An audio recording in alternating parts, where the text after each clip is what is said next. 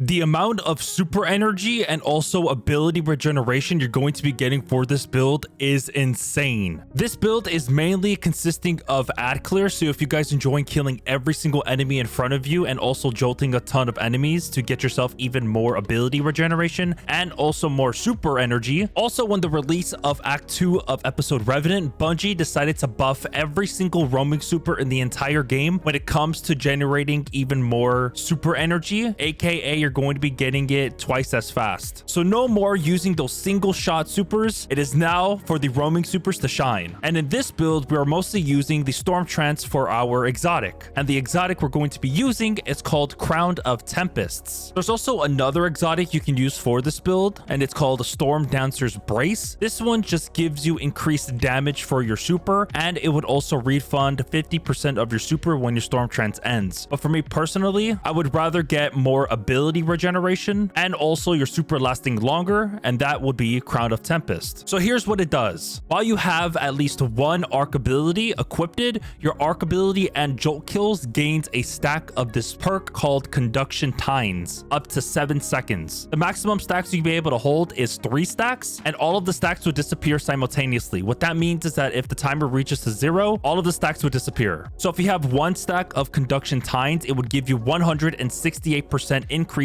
in ability regen, such as grenade, melee, and super regeneration rate. Your second stack will give you 335% increase in ability regen, and if you have times 3 stacks, it would give you 503% increase in ability and super regeneration rate. And we are using this arc sidearm that is basically free for everyone if you have that specific expansion, of course, and it also comes with volt shot for that sidearm. So of course, the super you're going to have to put is Stormtrance, and whenever you use your tickle fingers, you would inflict a jolt to those targets, and that jolting effect would also stun overload champions. You could also be able to teleport as you have your Stormtrance activated, but it would consume a small amount of super energy. Let's head to the abilities. For your class ability, you can choose any alike, but for me, I prefer going for Healing Rift, just for more healing, even though we have an aspect that will give us a bunch of healing whenever we get kills. For your melee, go for Arc Needle for those 3 charges, and if you were to cast your Arc Needle, you would have the ability to unravel that target. And for your grenades, go for Storm Grenade, just for an additional way to jolt targets, but you could also go for the Void Grenade if you like, called Vortex Grenade, because we have a fragment that would weaken targets if you have the Vortex Grenade, or if you have the Storm Grenade, it will jolt them. But for me, I went for Storm Grenade. For the aspects, go for Feed the Void, because this one gives you healing whenever you get kills, but in order for you to proc Feed the Void, you're gonna need to get kills with your abilities. And that buff is called the Devour. So your Devour effects are improved, and you restore additional health and grenade energy. The enhanced version only applies to Warlock, and here's what it does. Instead of restoring 100 HP when you have Devour, you are now going to restore 200 HP every kill you get when Devour is procced. And the duration will last up to 10 seconds. And with every kill you get, you're going to be getting 5 seconds added to the timer, but it also caps at 10 seconds. And also the grenade energy will be enhanced, of course. You're going to be getting even more grenade energy for every kill you get while Devour is procced. And so if you were to kill a red bar enemy, it would give you 15% grenade energy. If you were to kill a tier 2 enemy, it would give you a 23.2% in grenade energy. If you were to kill a tier 3, it would give you a 27.5%. And last but not least, if you were to kill a tier 4 enemy, it would give you a 40% increase in grenade energy. The next aspect you're going to want to put is Lightning Surge. This one will make your strand melees jolt targets. Here's what you need to do in order for you to proc that. You're going to need to slide, and while you're sliding, activate your charge melee to blink forward to your enemies, calling down a lightning strike that will jolt them, which will also activate the exotic perk called Conduction Tines. So we currently have 3 ways to jolt targets and also get more ability regen, because all of them are arc abilities. Let's head to the fragments. There are 5 in total, and here's what you need to put. The first one, go for Facet of Dominance. This one will make your grenades jolt targets if it's an arc grenade, but if you choose to put a void grenade, it would weaken the target, but you would get minus 10 discipline. And that weakening effect, if you are using the vortex grenade, it would increase your damage to that weakened target by plus 15%. The next fragment is Facet of Protection. While you're surrounded by combatants, you are more resistant to incoming damage. While Transcendent, this effect is increased and you would get plus 10 strength. And the amount of damage resist you're going to be getting is 15% if you're within 15 meters of 3 enemies. And while you're Transcendent, it would give you a plus 20% 30% because of the Transcendent buff. So in total, you're going to be getting plus 32% while you have Transcendence and Facet of Protection activated. The next fragment, go for Facet of Dawn, just to give our weapons the ability to 1, increase our damage, and also have the ability to stun anti-barrier champions, because that's what Radiant does. So powered melee hits against targets makes you Radiant, and powered melee final blows makes you and your nearby allies Radiant, but you would get minus 10 strength. For the fourth fragment, go for Facet of Grace, just because of our kinetic weapon, because the kinetic weapon we are using is an exotic, and so by defeating targets with our kinetic weapon, it would grant you bonus Transcendence energy, while defeating targets with your super, it would grant you and your nearby allies bonus Transcendence energy. And this is a super build, so that would be pretty nice. But sadly, you'll get minus 10 resilience. So your kinetic weapon kills would give you plus 2% in Transcendence energy. It could be light and dark because that is a kinetic weapon. And for your super kills, it will grant 2% for Transcendence energy to you and your allies. You're mostly going to fill up your light bar pretty quickly, but we do have weapons that would help us give us darkness Transcendence energy, so we could be able to activate Transcendence as quickly as possible. The last fragment you could put is Facet of Awakening. Rapidly defeating targets with light or darkness damage or super final blows will generate an elemental pickup of the matching damage type. So in this case, let's just say we are using our super and we were to get a rapid kill, it will drop a Ionic Trace. And for the other elemental pickups, it would be Fire Sprites for Solar, Void Breaches for Void, Stasis Shards for Stasis, and Tangles for Strand. So for us, we're going to be activating Ionic Traces and also Tangles. All right, let's head to the weapons for the build. For your kinetic weapon, go for this exotic auto rifle called KHVOSTOV 7G0X, because there is a secret perk that it doesn't really tell you in the game, which I'm going to be explaining later. But in the meantime, let me show you what it does. For the weapon perk, there's 2 of them actually, but the main one is called Eyes Up Guardian. When collecting orbs of power, it will strengthen this weapon's next several ricochet shots, providing more damage and more bounces between targets. And the main gif for the KHVOSTOV is that for the intrinsic trait called the Right Choice, every 7th bullet from this weapon ricochets to nearby targets. So whenever you pick up an orb of power, it would grant you times 7 stacks of Eyes Up Guardian. And the last perk you're going to want to know is Shoot to Loot. Shooting an orb of power will pick it up, shooting an ammo brick picks it up, and automatically reloads all of your equipped weapons from reserves. So let's jump to the power weapon really quick, because the origin trait would also tie to the KHVOSTOV as well. So the origin trait for this strand machine gun called the Pro Memoria is called the Dealer's Choice. Final blows with this weapon will grant a small amount of super energy. Equipping multiple weapons from the Pale Heart increases this effect. So the last part I said will tie to the KHVOSTOV as well, because that is part of the Pale Heart set. So basically the KHVOSTOV also has that Dealer's Choice origin trait, but I don't know why it doesn't show in game, but it actually does have that origin trait on the KHVOSTOV. Onto the main weapon for the build that would give us the ability to jolt targets with every kill whenever we reload it, and it's called the Indebted Kindness. This one is basically free if you do have the expansion for it, and all you would have to do is go to Banshee in the Tower and actually just get it for free, because for his role it comes with a Loose Change and Volt Shot. But for me, I have another better one that has Lead from Gold and Volt Shot, but all you would need is Volt Shot for this build. So here's what Lead from Gold does. Whenever you pick up a heavy ammo, it would also grant ammo to this weapon, but we have an armor mod that would give us a special ammo whenever we finish a target. But if you don't know what Loose Change does, basically whenever you apply an elemental debuff, so in this case for us it is Jolt, to a target, it will increase this weapon's reload speed and aim assist and movement while aiming down sights for a short duration. So it would give you plus 50 reload speed and 20 aim assist, and it gives you some other benefits, but you don't really care about those parts. So here's what Volt Shot does. Before you activate the perk, you're going to need to get a kill. So first, get a kill, then afterwards reload it to activate Volt Shot, which will last up to 7 seconds. And as you're going to shoot that target while Volt Shot is activated, it will jolt that target. So basically, kill, reload, shoot, kill, reload, shoot, if you want to be really efficient. And for the weapon mod, I do recommend going for backup mag to increase the magazine size for the Indebted Kindness. For the power weapon, go for Reconstruction. This weapon reloads itself at an improved rate over time to up to double capacity. This would really help if you have the other perk on the 4th column called Bait and Switch, dealing damage with all equipped weapons within a short time to give this weapon a damage boost, and that damage boost is a plus 30% increase in damage up to 10 seconds. So all you have to do is shoot your KHVOSTOV, then the Indebted Kindness, and then swap to this one and just spray and pray because we have Reconstruction. And for the weapon mod, go for backup mag to increase your magazine size, and for me it is 82, so if you times that by 2, it would be 164 bullets within the magazine. Let's head to the seasonal artifacts. If you guys would like to copy it, feel free to do so. And the main ones we're going to be using are these two called Trace Evidence and Rat Retinal Burn. These are basically towards our Indebted Kindness, and you can also get precision kills for Retinal Burn if you want to blind a target at the cost of losing an armor charge. With my further testing for this artifact mod, it took me between 2 to 3 precision hits rapidly to blind a target. But again, this is a rocket sidearm, so it would have to be those yellow bar enemies and above. It can't be like a red bar because that would just like instantly kill it. And for trace evidence, if you were to get rapid precision hits or rapid final blows, for us mainly is rapid final blows, on targets affected by jolt or blind will generate an Aeonic Trace. And whenever you pick up an Aeonic Trace, it would give you ability energy for all of them, such as your grenade, your melee, and your class ability. And for the next two are for like your melee abilities, but for one of them is just like in general what you're using. And in which case is the Thick of It the best song in the entire existence? Oh my god, I love the Thick of It. KSI's top tier song of all time. Rapid final blows while surrounded grants you an armor charge. So again, just be surrounded because we are mostly going to be using our melee ability, and your goal is to be surrounded to proc jolt on everything. So you would get an armor charge for that. And the next artifact mod will decrease the amount of energy it would cost for your armor mods, specifically towards your melee. So instead of it costing 3, it is now going to be costing 1. When it comes to stunning champions, you're basically